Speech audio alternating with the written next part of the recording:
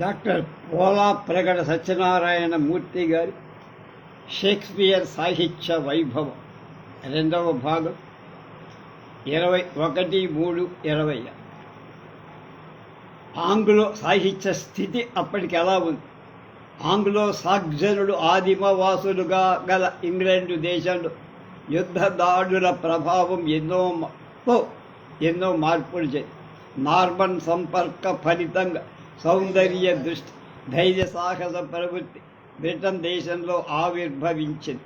సౌందర్య తృష్ణ గల జాతిలో వెలగడానికి ఎంతో కాలం పట్టదు.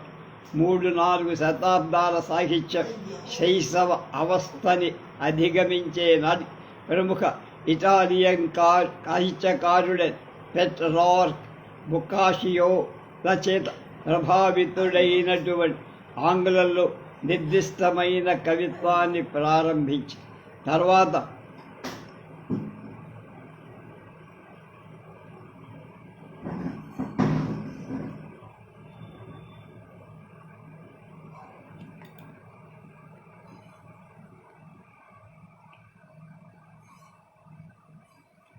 దాదాపు 1 శతాబ్దం వరకు ఆంగ్లదేశంలో ప్రముఖుడైన కవి పుట్టల. తర్వాత అంటే 16వ శతాబ్ది ఉత్తరార్ధం నుండి ఆంగ్ల సాహిత్య చరిత్రలో ఒక కొత్త శకం ప్రారంభమై 1558లో ఎలిజబెత్ రాణి అధికారానికి వచ్చి నవయుగ ఆరంభమై ఆనాటి నుండి 5 సంవత్సరాలు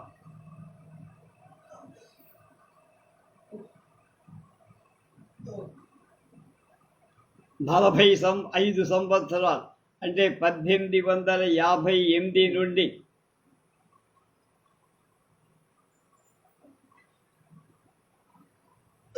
1603 వరకు ఆ సాహిత్యంలో స్వర్ణయుగం. ప్రసిద్ధులైన కవులైన మిల్టన్, కీట్స్ మొదలసరి స్పెన్సర్ మహాకవి తన శాస్త్ర పరిజ్ఞానాన్ని జోడించి లోకంలో కనిపించే ఎన్నో విషయాల మీద వ్యాసాలు రచించి ఆంగ్ల వ్యాస రచనకి ఆద్యుడని పేరు పొంది నిబంధనలు ఎక్కువైపోయి రక్తిని కూడా కోల్పోగొట్టుకుంటున్న క్లాసికల్ డ్రామా స్థానంలో కొత్త పంథాలు నాటకాన్ని ప్రజా అభిరుచికి అనుగుణంగా రీతిలో మలచి నియమాలను శబలతతో పొడి షేక్స్పియర్ వంటి నాటకకర్తల్ని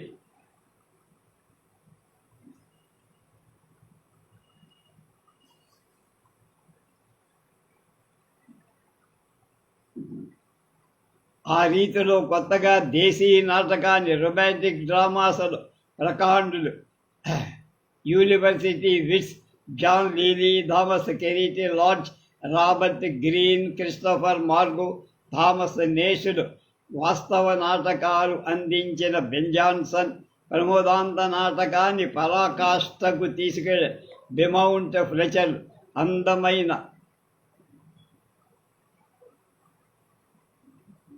అందరికంటే ప్రముఖుడు షేక్స్పియర్. ఈ ప్రసిద్ధ సాహితీవేత్తలంతా ఈ యుగానికి చెందినవారు. ఈ ప్రముఖుల సాహితీ వ్యవసాయ కారణం వల్లే ఈ యుగానికి స్వర్ణయుగం అనే పేరు. ఈ యుగంలో అందరూ ప్రసిద్ధులైన సాహితీ పరులు, ఇంతటి విస్తములైన రచయితలు ఉద్భవించటానికి రచనలు చేయటానికి చాలా వరకు కారణం ఆనాటి పరిస్థితి, రాజకీయ పరిస్థితి. దశాబ్దాల తరబడి రాజకుటుంబాల మధ్య చెలరేగిన అంతఃకలహాలు, గులాబీ పోరాటాలు, వార్స్ ఆఫ్ రోజెస్ అంతరించి దేశంలో సుస్థిరత్వం ఏర్పడసాయి.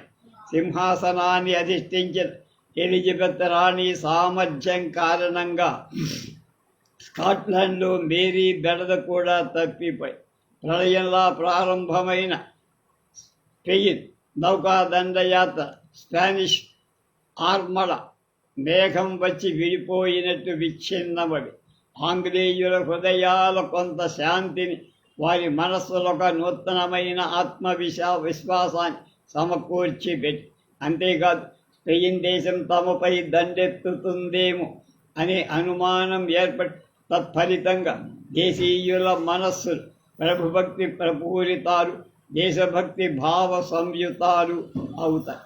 షేక్స్పియర్ వ్రాసిన కింగ్ జాన్ నాటకంలో చివరి వాక్యాలు నాడు ఇంగ్లండ్లో నెలకొని ఉన్న దేశభక్తి ఎంతటిదో సూచిస్తుంది. దేశభక్తి జాతీయత దృష్టి దేశంలో ఏర్పడి క్రమక్రమంగా బలపడుతూ ఉండటం, రాను రాను భూస్వామ్య పద్ధతి నశించి ప్రజాస్వామ్య విధానం ఇంగ్లండ్ దేశంలో వేళ్లు పాదుకోసాగి. అలా అని ప్రభుత్వాన్ని ఇష్టం వచ్చినట్టు విమర్శించడానికి ప్రభుత్వం సహించేది కూడా కాదు. ఎలిజబెత్ తర్వాత ఇంగ్లండ్ సింహాసనాన్ని వారసులెవరు అని ప్రశ్న వేసినందుకే దాన్ని పెద్ద నేరంగా భావి పీటర్ వెంట్వర్త్ను రాణి బంధించి నాష్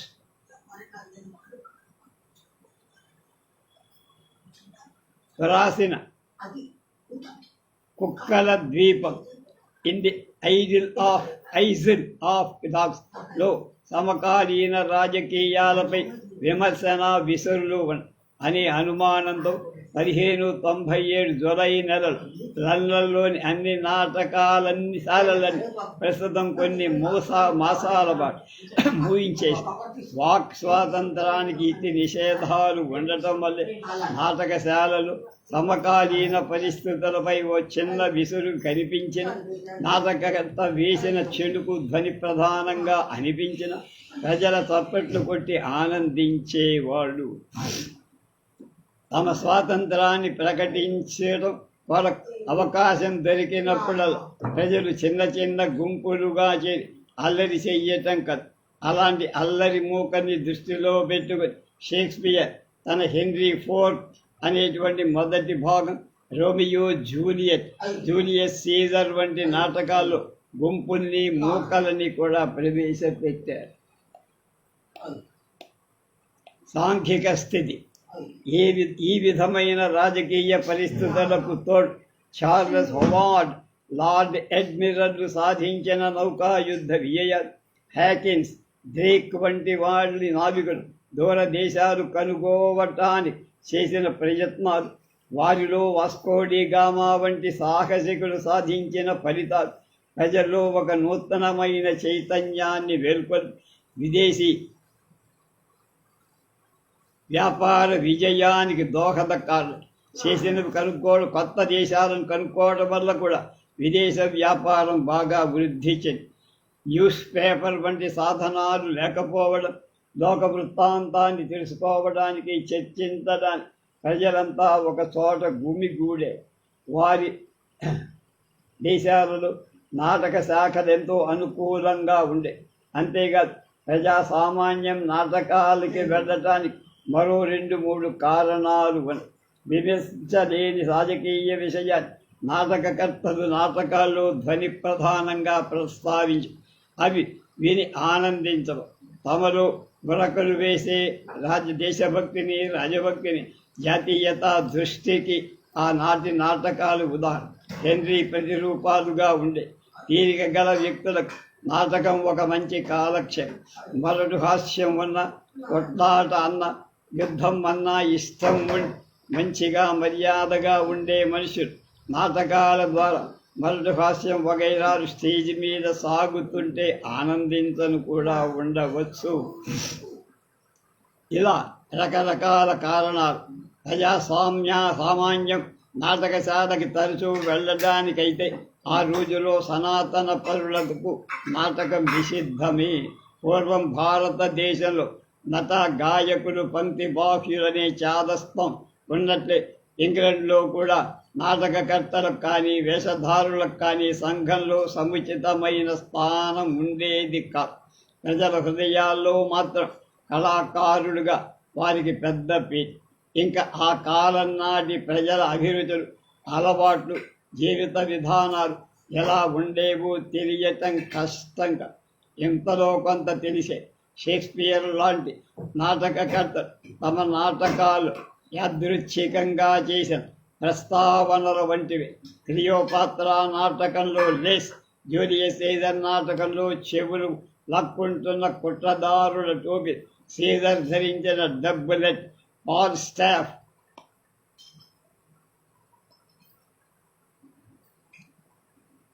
ఫాల్స్టాఫ్ కోరుకున్న పుట్టి అంగరక షార్ట్ క్లోక్, హేమ్లెట్ నాటకంలో బఫీలియా శవంపై రాలిన పుష్పం, జూలియట్ శవాన్ని అలంకరించిన రోజ్మెరీ పుష్పాలు, నటులపైన నటనపైన హేమ్లెట్ ఇచ్చిన ఉపన్యాసం, ఫ్రెంచి వ్యాధి, పవిత్ర జలం, బెడ్ ల్యాంప్స్ భిక్షువులు, ఇవన్నీ ఎప్పటివో కాదు, ఎలిజబెత్ కాలం నాటివే. తన చుట్టూ ఉన్న సంఘంలో కనిపించే సంగతుల్ని షేక్స్పియర్ తన నాటకాల్లో చొప్పించారు. నాటి రాజకీయ సాంఘిక వాతావరణం ఈ విధమై, అయితే నాటి జీవితం మీద ఎక్కువ ప్రభావాన్ని ప్రసరించే వాటిలో మతమే ముఖ్యమై, ఆ రోజులో ఐహికాముష్మిక జీవన దృష్టి విశిష్టంగా ఉంది. మానవతావాదం నిర్గీత మార్గంలో తప్ప మరోలా ఆలోచించడం అలవాటు లేని ఛాందస పండితుల చెరను ప్రజల ఆలోచన విహంగం బయటపడి యూరప్ ఖండంలో కొత్త రెక్కలు తొడుక్కుంటున్న సమయం అది. అంతా విధి విలసిదం అనే పూర్వాభిప్రాయం పోయి పురుష ప్రయత్నం మీద నమ్మకం, విశ్వాసం కుదురుతున్న రోజులవి. కెపర్నికస్ సూచించిన భూతల ఔన్నత్యం, మౌంటైన్ ప్రవచించిన మానవ ఔన్నత్యం తన ప్రిన్స్ అనే గ్రంథంలో, మై ప్రిన్స్ గ్రంథంలో మ్యాక్విల్లీ ఉదహరించిన రాజకీయ సాంఘిక సంస్కరణ, గ్రీకు భాషలో వ్రాసిన ఉటోపియా గ్రంథంలో ఆంగ్ల రచయిత సర్ థామస్ మూర్ ప్రస్తావించినటువంటి ఆదర్శ ప్రపంచం, ఇవన్నీ యూరోపియన్లు ఒక నూతన చైతన్యాన్ని కలిగించాయి. ఈ చైతన్యం ఓవిడ్, ప్లూటార్, సెరికా, వర్జిల్, మాంటైన్, అరిస్టోటిల్, హోమర్ల గ్రంథానువాదాల ధర్మమాని బ్రిటన్లో కూడా ప్రవేశించి సౌందర్యారాధన, విజ్ఞాన తృష్ణ, మహోన్నత భావోద్రేకాలు ప్రజల్లో అధికం అయ్యాయి. వీటితో పాటు జాతీయతా దృష్టి ఏర్పడి తత్ఫలితంగా ఆంగ్లేయుల్లో నూతనమైన తత్వం, అన్ని రంగాలు వినూత్నమైన దృక్కోణం ఏర్పడసాగాయి. రాను రాను ప్రజల్లో పర జీవితాల గురించి జిజ్ఞాస ఎక్కువై, అంటే పైలోకాల గురించి మానవతా దృష్టి, హ్యూమనిజం బలపడసాగి. షేక్స్పియర్ వ్రాసిన హెన్రీ VIII నాటకంలో రాణి చేసిన ప్రస్తావన కానీ, హ్యామ్లెట్ నాటకంలో హ్యామ్లెట్ పడిన మానసిక క్షోభ కానీ పరిశీలిస్తే ఈ విషయం సుబోధకం అవుతుంది. ఈ విధమైన నూతన తాత్విక చింతన ప్రభావంగా నాటి మేధావి వర్గం ఆలోచనా మార్గం ఎలా ఉన్నది కూడా తెలుస్తుంది. సంస్థ ప్రజల్లో విజ్ఞాన తృష్ణ పెరిగి పఠనాసక్తి అధికం కావడానికి మరో ముఖ్య కారణం 1476 క్యాక్స్టన్ ముద్రణా యంత్రాన్ని కనుక్కో. ఈ యంత్రం కనిపెట్టడం వల్ల ప్రజలకు గ్రంథాల యొక్క ప్రతులు అనాయాసంగా లభించాయి. ప్రజలలో బయలుదేరిన విజ్ఞాన తృష్టి ఇది సహాయపడి పవిత్రమైన ప్రాచీన గ్రంథాన్ని, హీబ్రూ గ్రంథాన్ని ఆంగ్లంలోకి అనువదించి ప్రజలకందించే సత్కార్యాన్ని కొందరు చేపట్టి, అలాంటి వారిలో బైబిల్ ఆంగ్లంలో అనువదించిన టిండేల్ ఒకటి. టిండేల్ తర్వాత 3-4 బైబిల్ అనువాదాలు వచ్చాయి. ఈ అనువాదాలన్నీ క్రోడీకరించి 1611లో అధికారికమైన ప్రచురించడంలో ప్రజాస్వామ్యానికి సరళ గంభీరమైన బైబిల్ శైలి ఆదరణీయం, ఆసక్తి జనకం, అనుసరణీయం అయ్యింది. మత పరిస్థితి ఇతంతకు ముందే, అంటే హెన్రీ VIII కాలం నాటికే బ్రిటన్ రోమ్ మఠాధిపత్యాన్ని ఎదిరి ఇంగ్లండుపై రోమ్ మఠం యొక్క పెత్తనాన్ని బయటికి నెట్టేసి ఇంగ్లండ్కి అధిపతి అయిన ప్రభు కానీ, ప్రభుని అంటే క్వీన్ కానీ దైవాంశ సంభూతులనే విశ్వాసం. అందువల్ల ఇంగ్లండ్ చర్చికి రోమ్లోని పోప్ అధికారి కాదని, సామ్రాజ్యాధిపతి సర్వాధికారి అని నిర్ణయం అయిపోయి, దాని ఫలితంగా ఇంగ్లండ్లో కేథలిక్ ప్రాబల్యం తగ్గి ప్రొటెస్టెంట్ల పలుకుబడి పెరిగి, దానికి తోడు కేథలిక్ సమర్థిస్తున్న స్కాట్లాండ్ రాణి మేరీ చనిపోవటం వధతో దేశంలో కేథలిక్ తీవ్రత కొంత తగ్గి ప్రొటెస్టెంట్ పక్షపాతి అయిన దిగిబట్టి రాని కేథలిక్లను వారి దుడుకు పదులను మన్నించి మత సామరస్యాన్ని దేశంలో నెలకొల్పింది. చర్చి బయట లూథర్ చర్చి లోపల లయోల నిరాడంబర జీవనాన్ని క్రమశిక్షణాయుతమైన ప్రవర్తనని అలవరుచుకోమని ప్రజలకి బోధించటం మొదలువే. లోక వృత్తాంతాన్ని అర్థం చేసుకున్న హూకర్ వంటి మేధావులు చేసిన ప్రయత్నాలు ఫలించి మత సామరస్యం అటు కేథలిక్కుల పాత నమ్మకాలు, ఇటు ప్రొటెస్టెంటుల విప్లవాత్మక ధోరణికి మధ్య మార్గంగా ఆంగ్లికానిజం అనే ఒక సమరస విధానం ఏర్పడి దేశంలో మత సంబంధమైన శాంతి ఈ విధంగా సైనిక విజయాల ఖండాంతరాలకి వెళ్ళి వచ్చిన జోడు చెప్పే ఉద్వేగపూరిత వృత్తాంతాలు అనువాదాల ద్వారా ప్రజా సామాన్యానికి అందిన సాహిత్య సంపద, దేశంలో ఏర్పడ్డ మత సామరస్యం ఇవన్నీ ప్రజా సామాన్యులు ఆలోచన ప్రభంజనాన్ని రేపు ఆవేశం తల్లిళ్లను తిరకరించి ప్రతిభావర్షాన్ని కురిపించి సామాన్య సాహిత్య సస్యాన్ని ఇంగ్లండులో పండి దేశంలో మానవతావాదం బలపడింది. అంతవరకు జగన్మిథ్యాని భావం వ్యాపించి ఉండటం ప్రజా హృదయాలు ఒక విధమైన నిరాశ నిస్పృహకు లోనైబడి మానవతావాద బలంతో ప్రజల్లో ఉన్న ఆ నైరాశ్యం పోయి సుసంపన్నమైన ఉత్సాహపూరిత వాతావరణం స్వర్గం అనేది వేరే లేదని, భూతలమే స్వర్గమని, ఆధ్యాత్మిక ఆనందమే కాదు నిత్య జీవితంలో కూడా ఆనందం ఉందని ప్రజలు విశ్వసింపసాగారు.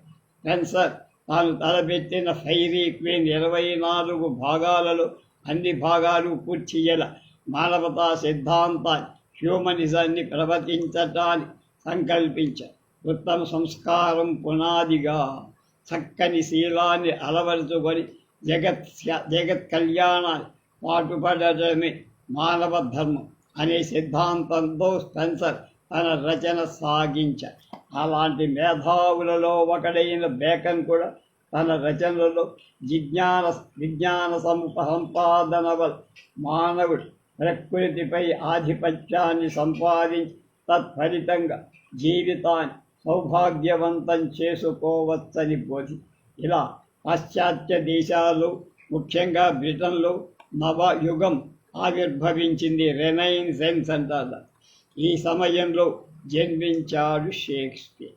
అందువలనే ఉత్సాహ ఉద్వేగాల పడుగు పేకలతో అల్లి నాటి సంపూర్ణ జీవిత చిత్రణం మనకి షేక్స్పియర్ నాటకాల్లో ప్రేమ, మైత్రి, వివాహం, సంతానం, వాత్సల్యం, అసూయ, దురాశ, కక్ష, విశ్వాసం, కరుణ, కార్పణ్యం వీటన్నింటితో కలిసి చిరునవ్వు చిందుతూ కన్నీటి బిందువులకు మధ్య ఉయ్యాల ఊపుగా ఉండే సంపూర్ణ మానవ జీవితమే షేక్స్పియర్ నాటకాలు మనకు సాక్షాత్కరిస్తాయి. సింబలిన్ అనే నాటకంలో ఇమోజన్ పోస్తమస్ ఆలింగనం చేసుకుంటూ అన్నమాట ఆనందమయ జీవితంలో నుండి తప్ప మరో రకమైన జీవితం నుండి ఎక్కడా వెలువడలేవు. తన చుట్టూ సుసంపన్నమైన జీవితం ఉండటం వల్లే హృదయ విచారాలన్నీ విషాదాంతాలని ఆనంద తుందితాలే ప్రయోదాంతాన్ని ట్రాజడీస్ అండ్ కామెడీ షేక్స్పియర్ సవ్యసాచిగా రచించసాగి విజ్ఞానం సౌందర్యారాధనాసక్తం మానవతా సిద్ధాంత ప్రబోధితం అయిన నాటి ప్రజా జీవితం ఉన్నతం. ఈ ప్రజల భావాలు ఉన్నతోన్నత, వాటి నాటి రచనలు మహోన్నత. అలాంటి సమాజంలో ప్రభవించి జీవించిన షేక్స్పియర్ మహదౌన్నత్యాన్ని పొందడం సహజం. పూర్వరంగం నాటక పరిణామం మలినా వలయ వలయేనమని అనే జగత్ సిద్ధాంతానికి సాక్షిభూతంగా ఆంగ్ల నాటకం షేక్స్పియర్ వల్లనే రాణించి చేతికి మలి ఎంత అందమో మలికి చేతి కూడా అంతే అందమని. కనుక నాటకాన్ని ఆయన చేపట్టడానికి పూర్వం అది సందిగ్ధావస్థలో అసంపూర్ణంగానే ఉండి ఆయనకు ముందు ఆంగ్ల నాటకాన్ని ఒక నిర్దిష్టమైన రూపం ఇంకా కొన్ని శతాబ్దులు వెనక్కి దృష్టి సారిస్తే ఆంగ్ల నాటకం తాలూ చరిత్రే వివాదాంశంగా గోచరి. ఆ వివాదాన్ని నిశితంగా పరిశీలిస్తే కానీ సమన్వయ మార్గం దొరకదు. 6వ శతాబ్దం వరకు రోమన్ల ప్రభావం కారణంగా ఆంగ్ల నాటకం చక్కని పరిస్థితిలోనే ఉన్నట్టు చారిత్రక అంశాలు చెబుతాయి. అనంతరం క్రైస్తవ మత ప్రాబల్యం, బైబిల్ గ్రంథంలో చెప్పబడ్డ కొన్ని అభ్యంతరాలు, వీటి కారణంగా 10వ శతాబ్దం వరకు ఆంగ్ల నాటకం తెరమరుగై. ఈ మధ్యకాలంలో అంటే 6-10 శతాబ్దాల మధ్య నాటకాల కొరత, రంగస్థల అభావం కారణంగా కొందరు నటులు ఊరూరా పోయి తమ నటనా కౌశలం చూపించే వాళ్ళని జాంగ్లర్స్ అనేవారు. జోక్యులేటర్స్ అని కూడా. అలాగే ల్యాండ్ ఛాసర్ వంటి కవులు తమ కావ్యాల్లో చెప్పారు. ఈ జాంగ్లర్స్ని, జోక్యులేటర్స్ని భారతదేశంలో, ముఖ్యంగా ఆంధ్రదేశంలో పగటి వేషగాళ్లతో, విప్ర వినోదులతో మనం పోల్చాం. వీళ్ళే కాక లాటిన్ ప్రభావం కారణంగా వచ్చిన మైమ్ అనేవాడు. జర్మన్ జాతీయుడైన స్కాఫ్ అనే కథకుడు కూడా ఉండేవాడు. వీరిలో స్కాపులు మనకి పరిచయం ఉన్న బుర్ర కథ చెప్పే కథకుల వంటివాడు. వీరు తమ మహావభావ చేష్టలతో కథనం చేసేవాడు. బీఫుల్ అనేవాడు రాసిన స్కాప్స్ కథతో వీరిని గురించి ప్రస్తావన వివరంగా దేని దాన్ని ఉన్నట్టు భ్రమింపచేస్తారు కనుక వీరంతా మత విద్రోహులని క్రైస్తవ పీఠాధిపతులు జమగట్టి ఈ విధమైన వాడు నటులందరినీ గర్హించారు.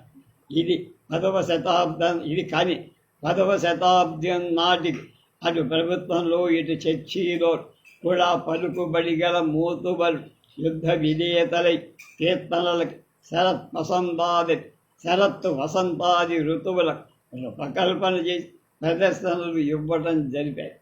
క్రమక్రమంగా ముఖ్యమైన పండగ రోజులు, సామూహిక ప్రార్థన జరిగిన చర్చి సేవలో భాగం క్రైస్తవ పుట్టగా ఆయన శిలువ వేయటం మొదలైన ముఖ్య ఘట్టాలు 2 సమూహాల మధ్య సంభాషణ రూపంగా నివేదించడం ఆరంభమైంది. ఈ సంభాషణ రూప ప్రదర్శనలు రారునారు ఆరాధనా భాగం తగ్గి ప్రదర్శనా భాగం పెరగడం. ఈ పద్ధతి ప్రజల్ని అమితంగా ఆకర్షించి వీళ్ళని చూడటానికి జనం తండోపతండాలుగా చర్చికి వచ్చేవాళ్ళు. చర్చిలో అంతమంది జనానికి చోటు లేకపోవడంతో ప్రదర్శన చర్చి బయట ఏర్పాటు చేయాల్సి వచ్చాయి. చర్చి దాటి బయటికి రావటంతో ప్రదర్శనకి మరికొంత స్వేచ్ఛ కూడా లభించి ఈ ప్రదర్శనలో ఇషాకబలి, అలాగే ఆ కుటుంబం వంటి వాటాన్ని కూడా చేర్చడం ప్రారంభించి దాంతో అద్భుతావహం నెలకిల్లనే కొత్త ప్రాథమిక నాటక ప్రక్రియ ఆంగ్లంలో ఆవిర్భవించి ప్రేక్షకుల సంఖ్య మరీ పెరిగిపోవటం వల్ల ఈ ప్రక్రియ చర్చనే కాక చర్చ ఆవరణ కూడా 4 మార్గాల కూడలిలోకి వచ్చి 6వ శతాబ్దంలో నాటకాన్ని నిరుత్సాహపరిచి చర్చయే ఇలా 13వ 14వ శతాబ్దం నాటకాన్ని ప్రోత్సహించడం మొదలుపెట్టి 4 మార్గాల కూడలికి వచ్చిన తరువాత మత సంబంధమైన ప్రాబల్యం క్రమంగా తగ్గిపోయి అద్భుతావహం మానవుల నిత్య జీవితానికి చేరువ కాదు.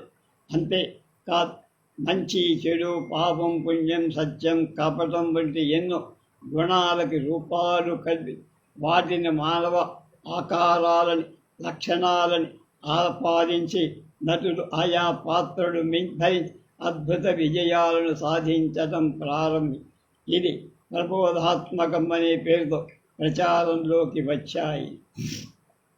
సమకాలీన లక్షణాన్ని కొన్నింటిని అనుకరిస్తూ నిత్య జీవితానికి మరింత చేరువై ప్రజాభిరుచికి పరిస్థితులకు అనుగుణంగా మార్పులు చెందడంతో ఈ ప్రబోధాత్మకాలు ప్రజా ఆదరణాన్ని తర్వాత రోజుల్లో షేక్స్పియర్ వంటి నాటకకర్త తమ నాటకాల్లో ప్రవేశపెడుతూ వచ్చిన విదూషకుడు క్లౌన్ ఏ పనులు చేస్తూ వచ్చాడు.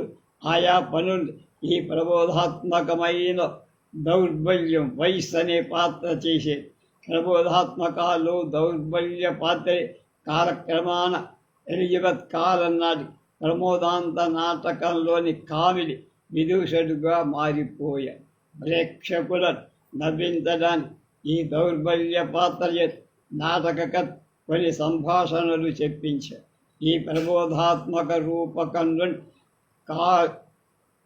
కావ్యానందాన్ని ధ్యేయంగా మరో రూపం క్రమంగా బయలుదేరి దాన్ని ఇంటర్లూడ్ అనే ఉటోపియా అనే గ్రంథాన్ని వ్రాసి ఒక ఆంగ్ల దేశానికే కాక యావత్ యూరప్ ఖండానికి నవయుగ వైతాళికుడనే పేరుగాంచిన సర్ థామస్ మోర్ ఈ ప్రహేళికను 1520 ప్రాంతం తన ఇంట్లోనే ప్రదర్శించే ఏర్పాట్లు చేశారు.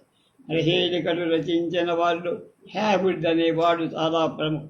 ఆయన వ్రాసిన the play of the weather 4pp అనే ప్రహేళిక చిరస్మరణీయ ప్రహసనాలంటాం మనం. వీటిలో మొదటి ప్రహేళికలోని మేరీ రిపోర్ట్ అనే పాత్ర అసంబంధ ప్రలాలాపంచే షేక్స్పియర్ హాస్య పాత్రలకి మాతృక.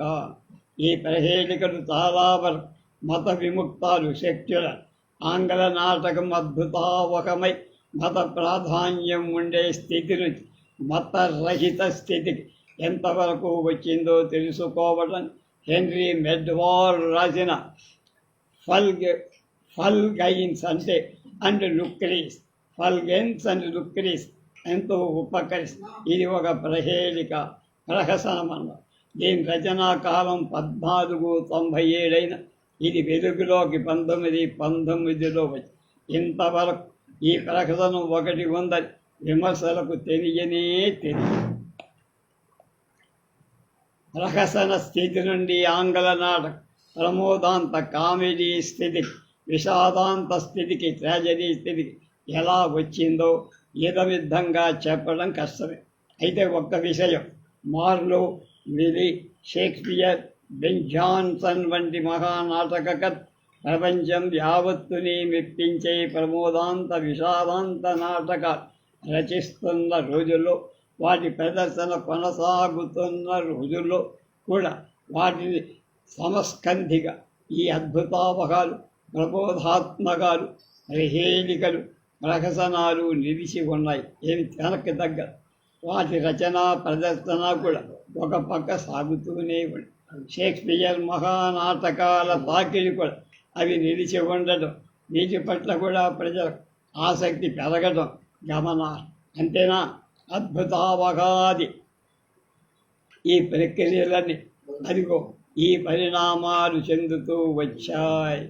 ఈ తేదీ వరకు ఈ ప్రక్రియ నిలిచి ఉందని చెప్పడం కానీ, సరిహద్దు రేఖలు గీయటం కానీ సాధ్యమైంది కాదు.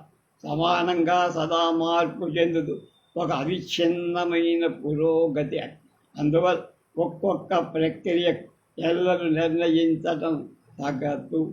ప్రహసన ప్రహేళికల తరువాత ఆంధ్రదేశంలో అభివృద్ధి చెందిన రూపక ప్రక్రియలు 2.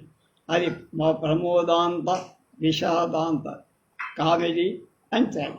ఈ 2 ఇంగ్లాండులోని విదేశీ సాహిత్య ప్రభావం వల్ల ప్రబోధితమై, మళ్ళీ వీటిలో ఒకటి పూర్తిగా విదేశీయం, రెండవది కేవలం విదేశీ ప్రభావం. విషాదాంతం దేశంలో అంతవరకు లేని నూతన ప్రక్రియ అయితే, ప్రమోదాంతం మాత్రం ప్రబోధాత్మక ప్రహసనాది దేశీయ నాటకంలో బీజమాత్రంగా విదేశీ ప్రభావం కారణ మహోన్నతంగా అభివృద్ధి చెందింది. అందుకే నాటి ప్రమోదాంతాన్ని దేశీయమైన గట్టి పునాదులపై వెలసిన విదేశీ భవనం అని వర్ణిస్తారు. సంపూర్ణంగా విదేశీయమైన విషాదాంతం అది ఆంగ్లంలో అవతరించడం ఓ విధంగా జరిగింది.